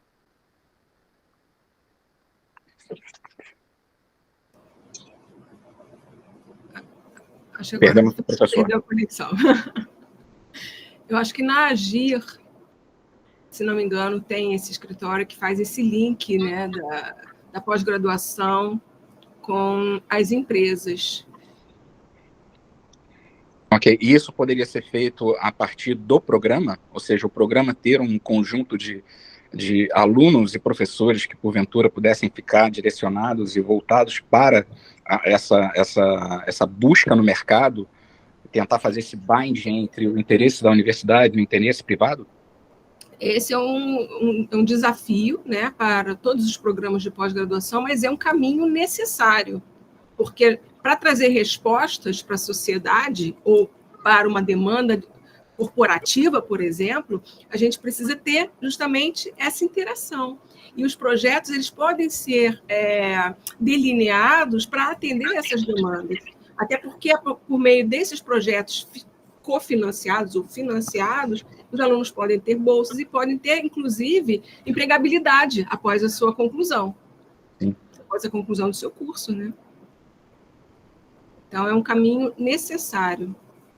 Muito embora ainda esteja muito, assim, engatinhando, né? Mas é importante, sim. Eu não sei se até que ponto, e essa era a cauda longa da pergunta, era perceber até que ponto a falta dessas bolsas ou a dificuldade de ter acesso a essas bolsas influencia no interesse dos alunos em percorrer esse percurso, em escolher um determinado programa ou escolher um determinado professor, porque, por exemplo, no meu caso, eu fui atrás do professor, que era o professor que já tinha a maior quantidade de empresas interessadas nos projetos dele, e ali eu consegui trabalhar nesse projeto e ter acesso, por exemplo, à bolsa. Então, da mesma forma que eu me interessei e busquei o professor por esses motivos também, além, lógico, da competência dele, isso poderia influenciar também, no caso do Brasil, a busca dos alunos e o interesse dos alunos em função dessa continuidade do percurso? Eu acredito que sim. É uma mola que estimula, né? Você tem um retorno, claro, né? Dá um retorno, mas também tem a contrapartida. Eu acho que o mais importante nessa questão não é somente a bolsa, mas é a possibilidade de dar respostas a demandas importantes e depois, ao concluir, né, o projeto, a integração, a absorção desse egresso pela empresa. Então, são várias coisas ali que são focais, né, para os programas de pós-graduação. Então, essa conexão com as empresas é extremamente importante. Acho que minha conexão caiu aqui, devo ter perdido alguma coisa, mas eu concordo também, Thelma, Leonardo, agora vi Leonardo. Eu acho que, obviamente, a universidade não deve fazer só isso. Os docentes têm que ter a oportunidade, a capacidade de terem a sua própria iniciativa. Mas eu acho que eles não devem se negar nunca a também atender às demandas que aparecem exatamente nessa relação, porque quando a gente fala da responsabilidade social, também é isso. O engenheiro, ele é engenheiro para quê? Para resolver o problema, que normalmente é um problema que é apresentado por empresas. Quer dizer, normalmente não é um problema individual, né? Muito dificilmente né, a pessoa física, pode ser outro cidadão qualquer, vai precisar do apoio de um engenheiro para resolver um determinado problema. Quem precisa desse apoio são as empresas. E aí eu acho que essa interação ela é importante e também, Thelma, concordo plenamente com você. Aliás, há pouco, já foi essa semana, segunda-feira, para ser mais específico, eu estive ali no NAB, né, quem é daquela universidade não conhece o NAB, teve o lançamento ali de um núcleo, de um hub sobre turismo no estado do Rio de Janeiro e coisas do gênero, porque aquilo vai permitir integrar, né, um grupo da nossa universidade lá do curso de turismo com o Ministério do Turismo e tal, aqui no estado do Rio de Janeiro. O que eu falei naquela oportunidade? Isso é muito importante para a formação dos alunos, porque é a oportunidade que os alunos têm de conviver um pouco com o mundo social, com a demanda direta da sociedade, não só com o ambiente acadêmico que nós podemos oferecer para ele, né? Portanto, tem um aspecto, obviamente, que, claro, né, se vamos fazer alguma coisa, é necessário que você tenha uma contrapartida, né, que os alunos sejam apoiados, que a infraestrutura seja apoiada, isso é muito importante, né? Mas é importante também, ou principalmente, pela capacidade de oferecer aos nossos alunos, que pode ser no nível de graduação, pode ser no nível de mestrado, doutorado, a oportunidade de conviver com problemas reais, demanda da sociedade. Tá? E como a Thelma falou, possivelmente ele vai sair mais habilitado, mais capacitado para encontrar uma oportunidade de trabalho no mundo, enfim, onde ele vai procurar essas oportunidades. Portanto, eu acho que isso é muito claro. De novo, eu não gostaria de ver a universidade só fazendo isto. Tá? Nós, pesquisadores, temos que ter, eu particularmente gosto muito do conhecimento fundamental, básico, aquele primeiro, né? Mas também não é só isso. A universidade ela produz conhecimento, é essencial, básico, fundamental, mas também tem que interagir com a sociedade, né? E nesses diferentes níveis, né? A gente às vezes pensa sociedade só aquela sociedade menos favorecida e tal, mas o mundo como um todo que nos cerca, né? Então, eu particularmente acho que é muito, muito, muito importante que nós tenhamos a capacidade de interagir, por exemplo, com essas empresas que têm problemas concretos a nos apresentar e que nós tentamos encontrar soluções para eles. Ok. Só uma questão ainda ligada à apresentação do professor. O professor tocou sobre a questão da ética e colocou isso como um ponto muito importante para a prática da pesquisa, para a prática da ciência como um todo, né? E ainda trazendo aqui a experiência da Universidade do Porto, todos os projetos de doutorado, independente do programa a que esteja ligado, precisam ser remetidos para uma comissão de ética da universidade que se debruça sobre o pré-projeto e só depois da aprovação deles é que você pode seguir com a defesa desse pré-projeto. O mesmo acontece dentro da estrutura da UF, ou há esse tipo de cuidado, interesse, ou, de repente, até uma proposta futura de que isso venha a acontecer de alguma forma? Não, isso acontece, Leonardo, isso há sim. Isso há, obviamente, que depende do objeto do projeto, né? Então, o que há bem definido nas normas, como eu falei, nós aqui na universidade, a Cristiana até escreveu da comissão de ela usou o termo biosistemas, comissão de bioética, comissão de... Biossegurança. Biossegurança, né? Tá tentando achar o nome. Por exemplo, né? Então, depende do objeto da pesquisa daquele projeto, né?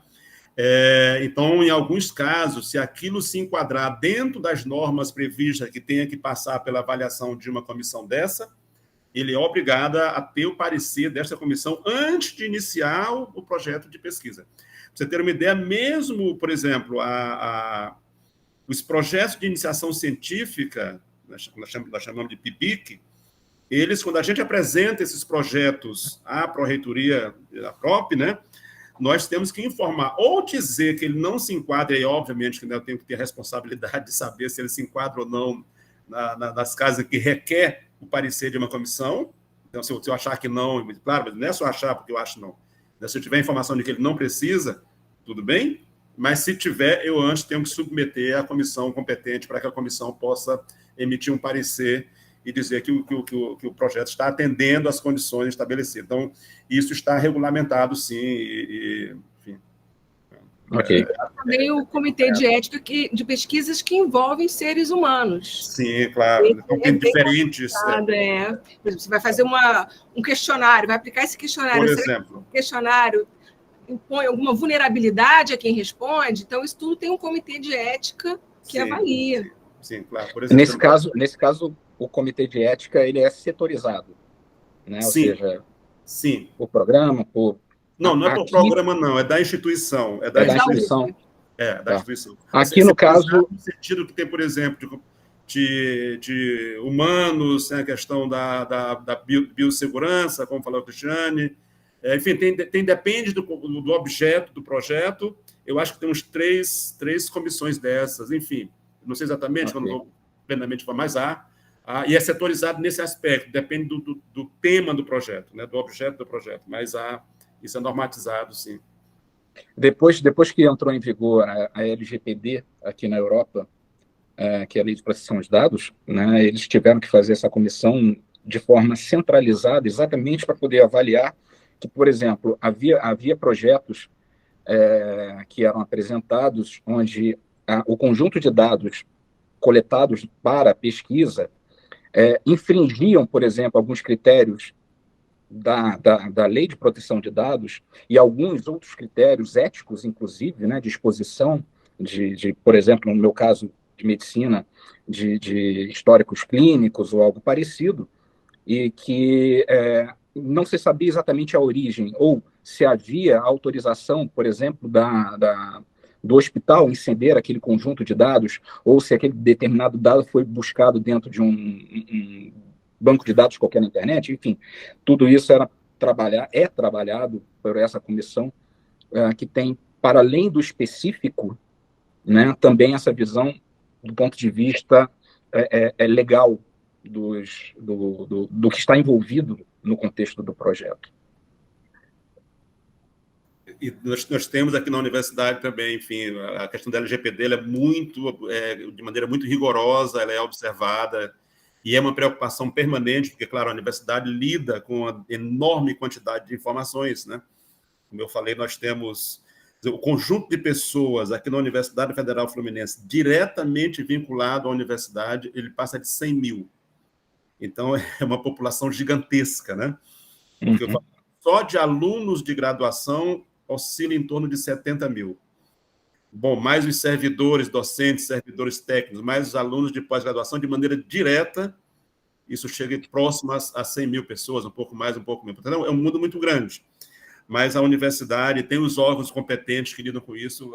Por exemplo, a questão da Lei de Proteção de Dados, da LGPD, há grupos permanentemente discutindo e preocupados e tentando atender as normativas. É claro que, de novo, né, nesse mundo tão grande, há casos, a gente teve recente um caso de uma pessoa cujos dados apareceram em um site da UF, mas a informação que eu tive é que a STI gastou minutos para retirar o site do ar, depois que ela tomou conhecimento do fato.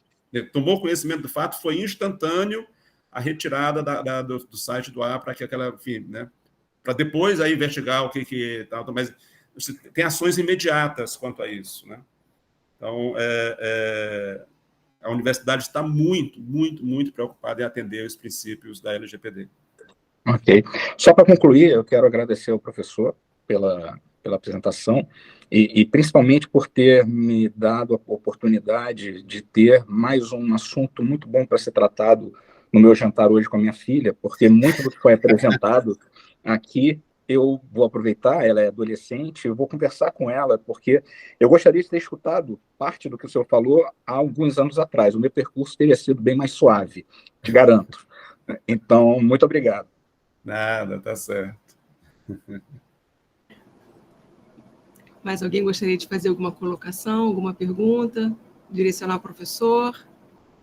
Eu acho que, assim, o importante, voltando, né, para a história da pesquisa, da investigação, os alunos eles têm que se apropriar do seu tema de dissertação e de tese. É como tratar como um bebezinho, porque lá no final, no frigir dos ovos, ninguém vai saber mais sobre o tema discutido, sobre o tema apresentado e ali a ser defendido, do que o próprio estudante. Então, assim, tragam para si, né? Todos nós, professores, Thelma, Carlos, eu e os colegas professores que estão aqui, Cristiane, fizemos isso uma vez na vida, né? Uma dissertação e uma tese. E eu lembro que eu cheguei, na tese já é um pouco mais seguro, mas na dissertação, acho, caramba, eu não sei nada, como é que eu vou defender isso? Isso é um sentimento geral, normal, que não é verdadeiro, é na direção do que a Thelma está dizendo. É a síndrome do impostor. Sim, isso mesmo. Não, quem mais sabia era eu. Os outros eram só curiosos. Quem sabia era eu. Eu que tinha que... A essa banca, no caso, né? Eu que tinha que dizer para eles o que eu sabia. Né? Exatamente. Ninguém sabe mais do trabalho do que você. É por isso que tem que ter a leitura, sempre, leitura. Porque se lê bastante, você escreve melhor, cada vez melhor. Quanto mais se lê, melhor se escreve. Sim. Não é? Sim. Muito obrigada, professor. Não sei se alguém gostaria de fazer mais algum comentário. Carlos? Isso, é só mesmo agradecer ao Valquimar aí pela brilhante palestra. Né? Acho que essa palestra vai ficar aí como sempre uma recomendação para os alunos reverem, né? E ter uma noção aí de como é que deve ser realmente a pós-graduação, né?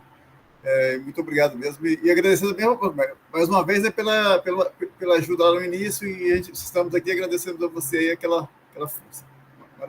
Estamos sempre disponíveis para o que for possível. Então, muito obrigada a todos, principalmente o professor Valquimar, pela excelente palestra, sem palavras para agradecer. O Cleuson levantou a mão. Vamos lá, Cleuson. Opa! Boa tarde já, né, para todos. Bom, eu vou fazer um breve resumo aí sobre a minha experiência junto ao PGEB. Eu conheci o professor Carlos numa padaria aí próxima, né? Eu sou servidor da UF, então ele parava para tomar café e ele um dia falou assim, você não quer fazer uma pós e tal? Ele foi meio que me deixando interessado. Só que eu sou formado na área de tecnologia da informação, então para mim era muito difícil compreender o quanto eu poderia somar em termos de conhecimento, fazer um mestrado na área de recursos naturais.